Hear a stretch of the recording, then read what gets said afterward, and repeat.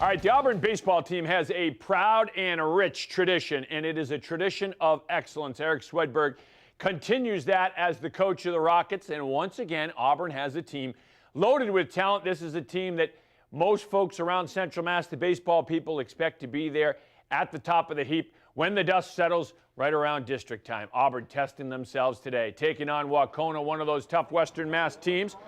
And we pick it up in the top of the second, scoreless game. Matt Palmer on the hill for the Rockets, and Matt Palmer getting the strikeout to end the inning. Bottom of the second, Brian Sarkeesian with a shot into center. Colin McKeon moving up to second. Bases loaded now. Luke Matthews. Liner to center. Oh, we skipped Luke. Instead, we go to the top of the third with Matthews playing some defense on the run with a quick release. That's great defense. He did have an RBI single. We joked you. Then with the shift on for the lefty hitter, Matthews with the diving stop fires to first from his knees to get the out to end the inning. Bottom of the third. So Matthews doing it with the bat and doing it with the glove. Bottom of the third, Josh Tower lines one into right. Leadoff single for Tower. And then Colin McKeon rocks one to right. Laser show. One hopper off the fence. Tower being waved all the way around from first base. Here he comes. Tower's safe. 2-0 Auburn. Rockets go on to win this one. 9-2 is your final. All right, we got more baseball. Shepherd Hill and Marlboro. Yeah, a Hearn tournament in Hudson, the semis. Top of the fourth, scoreless game. Panthers flashing the leather. Michael Ryan with the diving grab, and that ends the inning. Bottom of the fourth now, and the Rams starter, Dario Tarquinio, dialing up the strikeout to end the inning. Fifth inning now. Aiden Bishop, sharp single. Shepherd Hill looking to start a rally. 2 on for Mick Sullivan. Ah, look at Mick hit. Fella's been hitting since he was about 3 years old. Mick Sullivan going opposite field for the hit. Bishop coming around to score. Give Mick Sullivan an RBI. 1-0 Shepherd Hill. Brandon McKeon following with a hot shot through the drawn-in infield. 2 runs coming across the dish for the Rams. 3-0 the Hill. And the Rams looking for more. Marlboro's Justin Kett. Great running play to get the out that ends the inning. Bottom of the fifth. Tarquinio dealing. Tarquinio getting 2 strikeouts, and Shepherd Hill wins 4-0, so they will play Shrewsbury in the finals on Thursday. All right, we got Northbridge and Norton in boys lacrosse, but before we get to that, we're going to get some college baseball. The Holy Cross baseball team has only 2 weekends left of regular season games before the Patriot League playoffs begin. Now, Holy Cross is at home this weekend. They have a doubleheader on Saturday and a doubleheader on Sunday, all 4 games against Bucknell. The goal for the Crusaders, just keep getting better each and every weekend.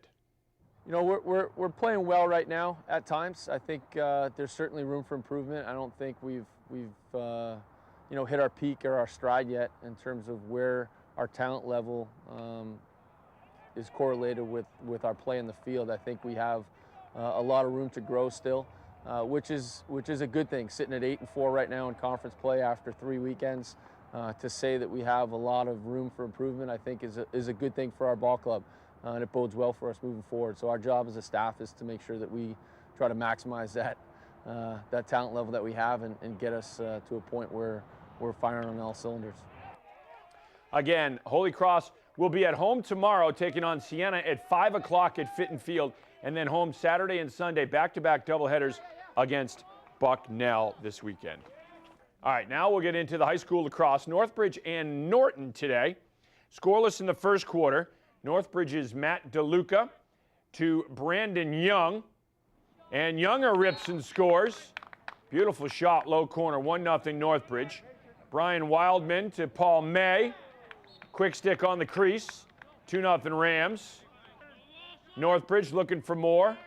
Nick Joyce making the save, stick side. Brandon Young feeding Brandon Morganelli. Morganelli ripples. Northbridge up 3-0. Norton on top of the crease, little inside roll. Kevin Smith standing tall in net, making a big save for Northbridge. Then it is Young on the break. Mike Wells rippling the twine, and it is 4-0 Rams. Norton's Josh Fuller getting them on the board as he rips and scores. 4-1 game. Second quarter now. Wildman weaving through the defense. He scores. 7-1 Rams. The Northbridge fans are jacked and pumped. Go Rams! Those are definitely some of Falconer's young kids. And then there's Morganelli on the ISO, beating the defense, beating the goalie. 9-1 Rams. And Northbridge gets a big win today. 16-5 is your final. On May 9th, 15 Worcester police officers will leave from City Hall in Worcester, and they will run almost 500 miles to the Law Enforcement Memorial in Washington, D.C. It is all to raise money for the Worcester Boys and Girls Club. It is the latest event in a long history of events run by the Worcester Police Department to support the Boys and Girls Club. Our partnership with the Worcester Police Department has been for decades, and it's amazing how invested they are in our kids. They really get to know our kids. They volunteer in our boxing ring. They volunteer by hosting events that raise money for our club and kids. So it's real special for us. The kids get to know the police officers in a new light. They see them as friends, people they can trust. And it's just been a wonderful, special partnership from the very beginning. And we're really excited about the run that they're doing from Washington, D.C. because they're raising funds for us to have more field and other healthy habits programming throughout the year. And again, the Worcester Police Department expects this run to be 3 to 4 days. They will run continuously in teams of 3. They'll have a Winnebago that's about 12 miles in front, each group responsible for 12 miles. Then you get in the Winnebago, you get a few hours to rest while the next group runs, and so on and so forth. If you want to support them, go to crowdrise.com, WPD Bound for DC, or you can just Google WPD Bound for DC. That'll take you to the crowdrise.com site, and you can support and one of the pledge money for one of the officers or for the group itself. And again, all the money goes to the Worcester Boys and Girls Club, and each police officer is paired with a kid from the Boys and Girls Club, so the police officer, for every 10 miles they run, a kid from the Worcester Boys Club that they're paired with will have to run 1 mile on that new track by the Worcester Boys and Girls Club that was a partnership with Clark University too. That's phenomenal, and now you're opening all kinds of doors with track and field, and that's what this is going to help support. Track and field program. They're going to have a rugby team. They're going to have soccer teams. So